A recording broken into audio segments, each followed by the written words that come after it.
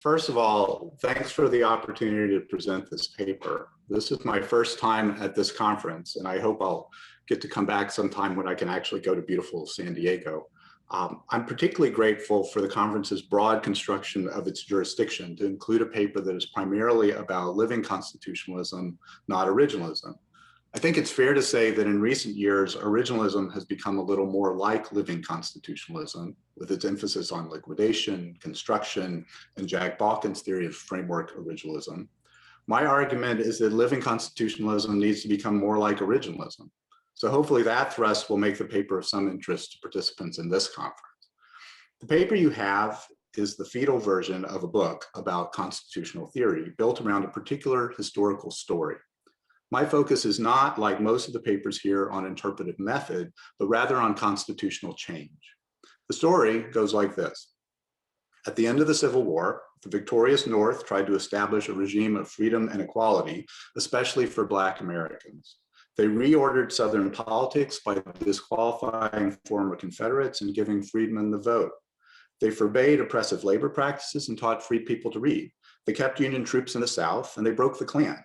And they tried to entrench all these gains, the fruits of a victory that cost the lives of 750,000 Americans, by adding 3 amendments to the Constitution.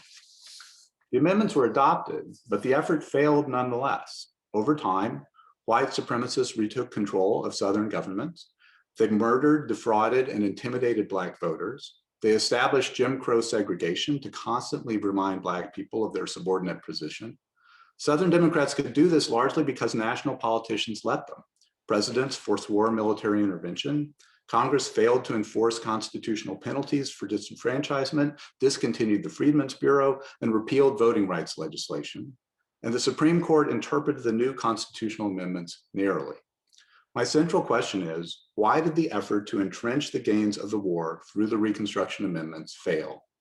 The first thing that jumps off this historical record, at least for me, is that it failed in all the ways that living constitutionalists say constitutional meaning can change over time. The shrinking Fourth Amendment reflected widespread changes in public opinion. Michael McConnell has demonstrated that the Compromise of 1876, which effectively ended Reconstruction, has all the hallmarks of an Acrimanian constitutional moment. 2 strong social movements, the white supremacist Redeemers and the reunionists who wanted to forget about race, impressed their vision on the Constitution.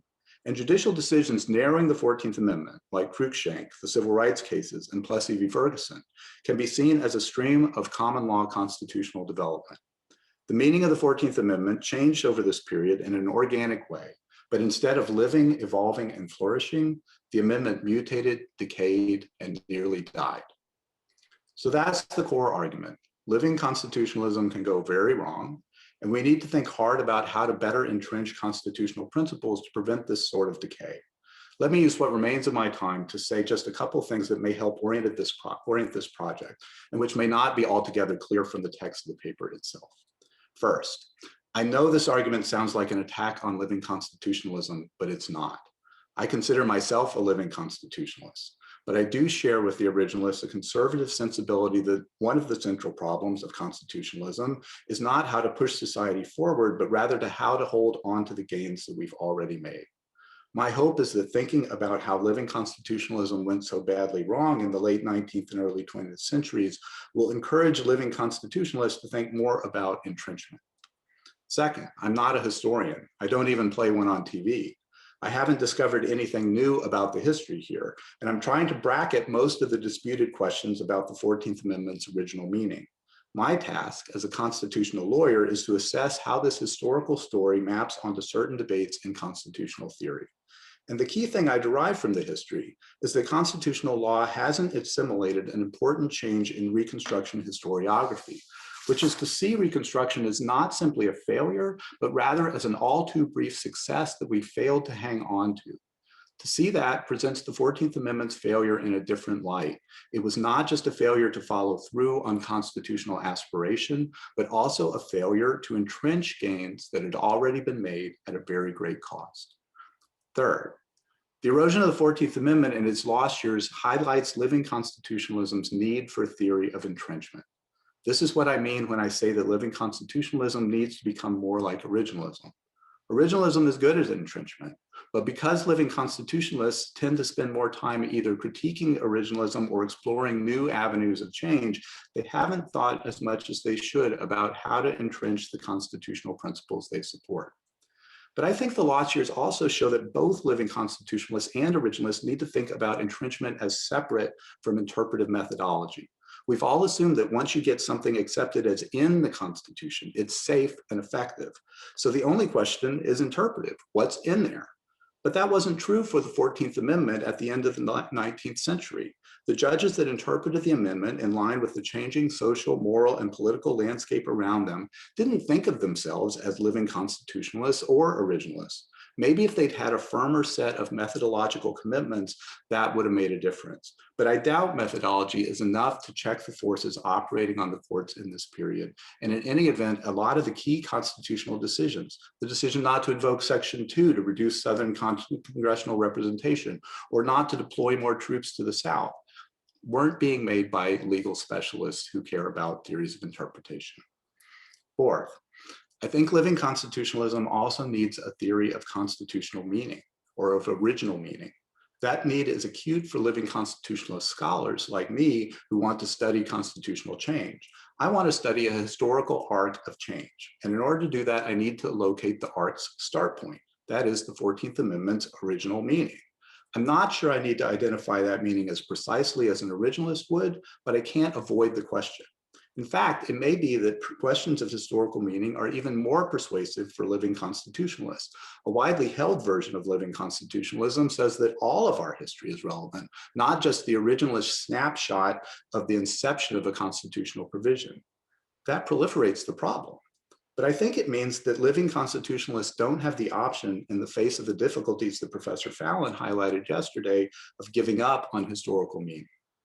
The fifth point is that I'm glad Jamal Green is commenting on my paper for any number of reasons, but especially because I think he has it right in his paper on 14th Amendment originalism that interpretive theory is in many ways a question not so much of method as of identity, or as I would put it, culture. Professor Green wrote that originalists were uncomfortable with the 14th Amendment because it was redemptive in nature, while originalists identify with preserving the existing order and resisting change. But the point I want to make is that constitutionalists who identify in this conservative way ought to embrace the 14th Amendment as the castle they are set to defend, and that living constitutionalism actually needs more of that conservative culture to hang on to the gains that it achieves. Finally, I know every piece of legal scholarship is expected to answer Lenin's famous question, what is to be done? I've tried a bit in the last section of the paper. But as I've already suggested, I'm not going to try to come up with some new take on interpretive methodology. One lesson in my story is that living constitutionalism is not so much a theory of interpretation as something that happens to you when you're trying to apply whatever methodology you think is best. Especially when provisions are open-ended or unclear, like the 14th Amendment, it's hard for interpreters not to be influenced by strong social forces, whether consciously or unconsciously. When we're talking about how to make constitutional entrenchment stronger, the problem is one of culture more than methodology.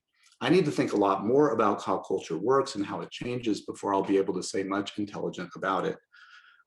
I do think that constitutional culture in this country is profoundly shaped by a few basic narratives about successes and failures. The story of the Lochner era, the New Deal crisis, and the court's switch in time influences interpretation across methodologies and across institutions. Nobody wants to make those mistakes again. The story of the 14th Amendment's lost years ought to play a similar cautionary role. It ought to give constitutionalism a sense of tragedy, of what is to be lost as well as what is to be gained when constitutional meaning changes. I don't think most constitutional lawyers know this story. I think if they did, they might think and behave a little differently. And that, at least, is a place to begin. Thank you.